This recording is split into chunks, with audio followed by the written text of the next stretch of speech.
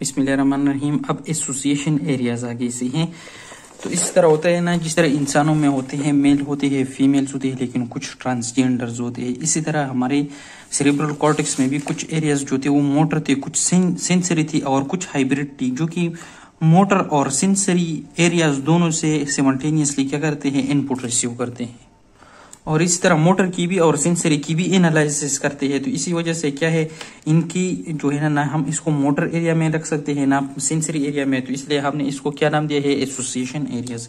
अब in association areas कहाँ कहाँ पर प्रेजेंट है वो बताती है। सबसे पहले एक होता है ना पेराइटो ऑक्सीपिटल टेम्पोरल एसोसिएशन एरिया। तो ये जो एरिया होता है, ये जितना भी ये पेराइटो ऑक्सीपिटल टेम्पोरल एसोसिएशन एरिया है।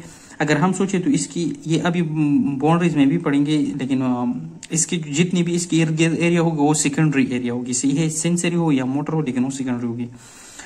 अब दूसरी नंबर पर है फ्री फ्रंटल एसोसिएशन एरिया। ये जो एरिया होता है इसको फ्री फ्रंटल एसोसिएशन एरिया कहते हैं। और तीसरी नंबर पर है लिम्बिक एसोसिएशन एरिया, वो ये वाला है। सही है, आप ये अलग अलग भी डिस्कस किए हैं।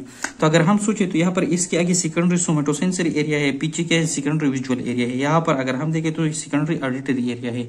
इसकी प्री फ्रंटल की फीचर हम देखें तो यहाँ पर क्या है, सेकेंडरी मोटर कॉर्टेक्स से है। तो इसका मतलब ये है कि इनकी इर्द गिर्द क्या है, सेकेंडरी एरिया से। अब इनकी में जो सो पेराइटो ऑक्सीपिटो टेम्पोरल एसोसिएशन एरिया है, इसको पढ़ती है। तो पहले इसके बाउंड्री डिस्कस की। तो इनके बाउंड्री इसके आगे क्या है, एंटीरियरली सोमेटोसेंसरी कार्टेक्स है। सेकेंडरी जाहिर बात है इन्होंने मेंशन नहीं किया है, पोस्टीरियरली विजुअल कार्टेक्स है। और इसके लेटरली अगर हम देखें क्या है, ऑडिटरी कार्टेक्स है। सही हो गया। फिर इसके अंदर फर्दर कुछ क्या होंगे, एरियाज होंगे, जो मैंने यहाँ पर कुछ मेंशन की है। ये जो एरिया होते हैं ना, ये इससे ऑडिटरी एरिया से पीछे इस तरह आया हुआ है, इस एरिया को इसको बोलते हैं वर्निकीज एरिया। सी है। और इसके पीछे ये वाला जो होता है, ये एरिया जो होता है, ये विजुअल प्रोसेसिंग एरिया है, जो कि ऑक्सीपिटल लोब में भी आता है। और ये जो एरिया होता है, ये नेमिंग ऑफ ऑब्जेक्ट एरिया है। ये आगे अलग अलग डिस्कस किए। और फिर ऊपर ये जो एरिया रह गया ना, ये वाला, ये क्या है, ये special coordinates of the body and surroundings है। अब इनको अलग अलग डिस्कस किए हैं। पहले special coordinates of the body, इसको क्या होते हैं, दो इनपुट आती है। एक सोमेटोसेंसरी एरिया से इसको इनपुट आती है और एक विजुअल कॉर्टेक्स से इसको इनपुट आती है। इसका मतलब यह है कि इसने जो ऑक्सीपिटल कॉर्टेक्स की विजुअल एरिया था उससे विजुअल इंफॉर्मेशन रिसीव की, और पेराइटल लोब की सोमेटोसेंसरी एरिया से सोमेटिक सेंसेशन की इंफॉर्मेशन रिसीव की। फिर आगे क्या करते हैं, इन सबको कोऑर्डिनेट करते हैं। बुक में लिखे कि विजुअल, ऑडिटरी एंड सराउंडिंग। सही है। इसका मिसाल मैं आप लोगों को ये दे दूंगा कि कोई आपको कहे कि एक्सक्यूज मी, गाइटन की बुक कहाँ है। सही है। और आप इशारा करें कि वो क्या है, उस टेबल पर पड़ा है। तो आपने क्या किया, एक विजुअली उस गाइटन की बुक देखा था, कहाँ पर, किस टेबल पर। दूसरा ऑडिटरी, उस बंदे से आपने गाइटन एंड हॉल का नाम सुना। और सराउंडिंग, जाहिर बात है आपकी सराउंडिंग ही में है। तो ये सही इस तरह एक special coordinates of the body करती है। सही हो गया। उसमें क्या थे, विजुअल भी, ऑडिटरी भी और सराउंडिंग की इंफॉर्मेशन सब कुछ यहाँ पर कलेक्ट होता है।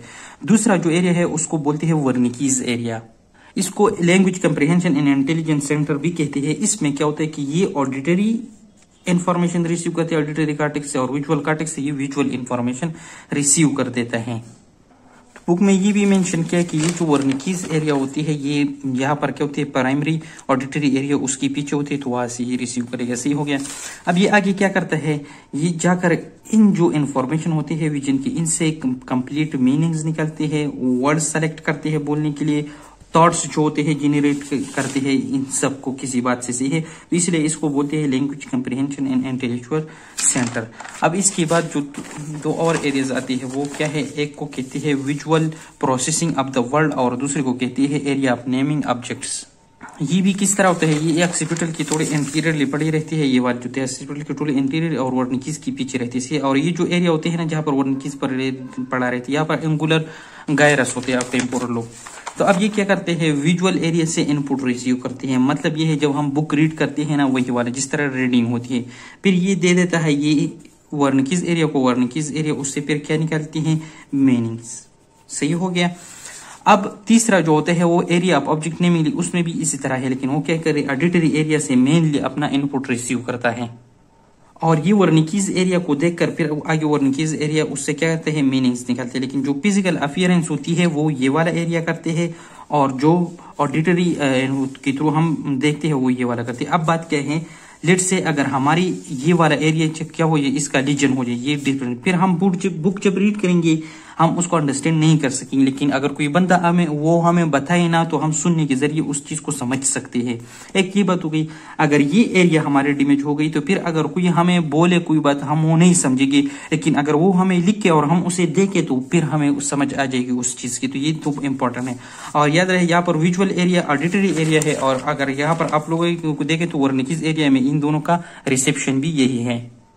और इसकी लोकेशन के बारे में भी बताया कि ये जो होता है टेम्पोरल लोब के पोस्टीरियर रीजन में होता है और एंटीरियर ऑक्सीपिटल लोब के थोड़े इंटीरियर रीजन में होता है। ये वाला एरिया हो गया, सही हो गया। तो अब इसके बाद आ जाता है प्री फ्रंटल एसोसिएशन कॉर्टेक्स या एरिया।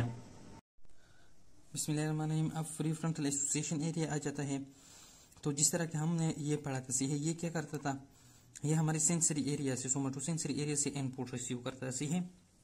तो वहाँ डिफरेंट सेंसरी इंफॉर्मेशन जाए होती है, जिस तरह की मसल स्पिंडल से बहुत डिफरेंट एरिया से भी जाती है, सही। लेकिन उसमें जो एक स्पेशल एरिया था, special coordinate area of the body वाला एरिया था, सही है।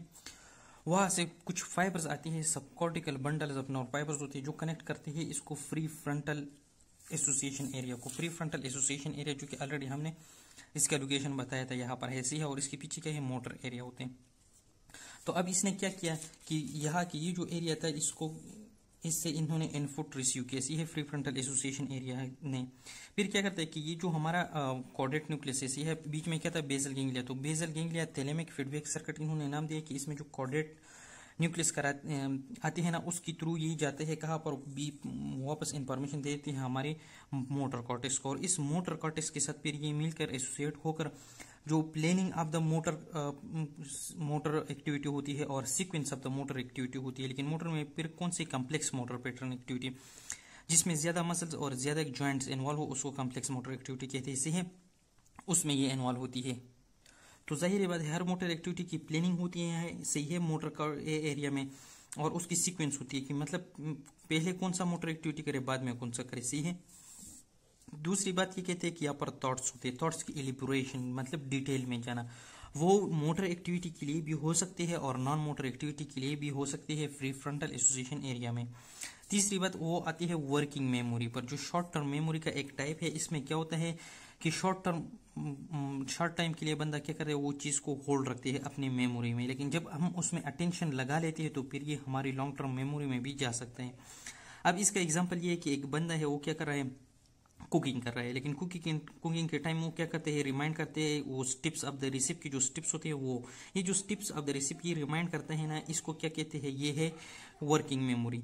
अब अगर वो इसके साथ अटेंशन लगा रहे और वो चाहे कि मैं इसकी लॉन्ग टर्म के लिए सीखना चाहता हूँ क्योंकि मुझे बार बार ये पकाना पड़ेगा, तो अगर वो उसके साथ अटेंशन लगा रहे तो फिर वो स्टेप्स जो होंगे वो इसको कम्प्लीटली याद हो जाएंगे, सही है। तो ये तीन बातें इसमें लिखी गई है। फिर इसके आगे इन्होंने डिस्कस किया है ब्रोका एरिया को।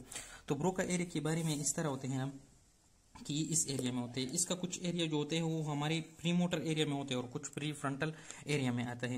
ये जो प्री ब्रोकास एरिया होते हैं ना, इसका कनेक्शन होता है हमारे वर्निकीज एरिया से। लेकिन पहले वर्निकीज एरिया क्या करता था, ये ऑडिटरी एरिया से इंफॉर्मेशन रिसीव करता था और विजुअल एरिया से विजुअल इंफॉर्मेशन रिसीव करता था और उसका कॉम्प्रिहेंशन करता, उसको समझना, उससे मीनिंग निकाल देता था, सही है। जब इससे मीनिंग निकाल लेते हैं तो फिर इसको हम स्पीक जब बोल लेते हैं उसके लिए ये क्या करते हैं, कनेक्ट करते हैं इसको अपने ब्रोका एरिया से, सही है। तो ये जो वर्निकीज एरिया होता है ये क्या करते हैं, अपनी इंफॉर्मेशन दे देते हैं किस चीज को, ब्रोका एरिया को। फिर ये ब्रोका एरिया क्या करते हैं, convert it into motor pattern for speaking, जो हमारे माउथ को, लिप्स को, टंग को, जो मसल्स की सप्लाई आती है ना डिफरेंट पैटर्न के साथ, सही है। एक वर्ड को मतलब जब हम वॉवेल पढ़ते हैं तो ए ई आई ओ यू, हर एक के लिए हम अलग अलग मूवमेंट बताते हैं। तो ये जो पैटर्न बनता है ये फिर क्या करते हैं, ब्रोका एरिया करता है। अब इसके आखिर प्रोग्राम में एक बात कहते हैं कि एक बंदा है, उसने एक लैंग्वेज सीखा, फिर दूसरा नया लैंग्वेज सीखना चाहते हैं। तो फिर जब वो नया लैंग्वेज सीखेगा, सही है, वो जब हमारी जो मतलब मेमोरी में स्टोर होगा तो क्या होगा, वो जो पहला लैंग्वेज सीखा है उससे सेपरेट होगा, सही है, अलग होगा। लेकिन जब अगर एक बंदा है वो क्या करते हैं, दो लैंग्वेजेस एक टाइम पर सीखना चाहते हैं तो वो दोनों लैंग्वेजेस जो होंगे वो हमारी मेमोरी की एक ही जगह में स्टोर होंगी, सही हो गया। Limbic association area. तो लिम्बिक एसोसिएशन एरिया के पहले क्या बताया है, लोकेशन ये टेम्पोरल लोब में भी आते हैं। फ्रंटल लोब में भी आती है और मीडियल साइड पर ये सिंगुलेट गायरस की तरफ होता है। ये इंफीरियर व्यू है हमारी कॉर्टेक्स की, सही है। तो अब आप लोग अगर देखें ना मीडियल साइड पर है ये, तो मीडियल साइड पर हमने पढ़ा भी था कि क्या होता है, सिंगुलेट गायरस होता है, सही है। तो वहां पर उस सिंगुलेट गायरस में ये लोकेशन होता है इसका। फिर उसके फंक्शन के बारे में लिखे तो फंक्शन में इसकी एक बिहेवियर, जो बंदा है ना उसकी बिहेवियर के साथ कंसर्न होता है। दूसरा इमोशनल ड्राइव, तीसरा मोटिवेशनल ड्राइव। लेकिन मोटिवेशनल ड्राइव उस बंदे का अपना, मतलब ये है अगर मैं किसी स्टोरी किसी का लिखूं वगैरह लिखूं जो जिसने कुछ अच्छा काम किया हो, मैं भी उससे क्या हो जाऊं, मोटिवेट हो जाओ, तो उस इमोशनल मोटिवेशनल ड्राइव की बात करते हैं। इससे ऐसा नहीं कि मैं करता हूँ दूसरे मोटिवेट हो जाए, नहीं, मेरा अपना मोटिवेशन से है। तो ये तीनों इनके फंक्शन है। अब मीडियल साइड पर क्या होता है, इसमें एक एरिया है जिसको बोलते हैं फेस रिकॉग्निशन एरिया, से है। तो मीडियल साइड पर इसके अगर हम लोकेशन देंगे तो एक ये टेम्पोरल लोब में भी होता है और ऑक्सीपिटल लोब में भी होता है। तो ये क्या है, ये जो एरिया होते हैं ना, ये फेस रिकॉग्निशन एरिया है। पीछे ये आया हुआ है टेम्पोरल लोब के साथ, सही है। और आगे ये गया हुआ है medial side with the, sorry, पीछे ये आया हुआ है ऑक्सीपिटल लोब के साथ और आगे ये medial region of the temporal lobe है, सही है।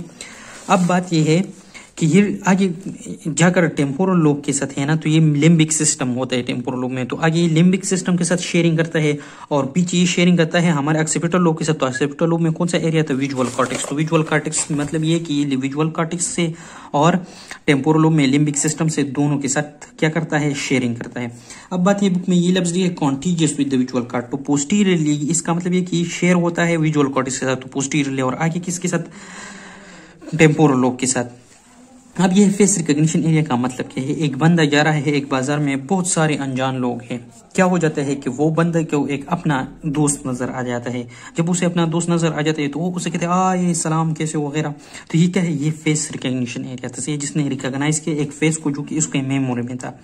अब क्या होता है, ये मेरा आई है, मैं इसको देखता हूँ, ये मेरा एक दोस्त है, इसलिए इस आई इससे इमेज जाते हैं कहाँ पर, हमारी मेरे आई में इमेज गए, फिर ये जाते हैं कहाँ पर, ऑक्सीपिटल लोब में विजुअल कॉर्टेक्स को, और विजुअल कॉर्टेक्स से शेयर हो जाते हैं इस फेस रिकॉग्निशन कॉर्टेक्स में।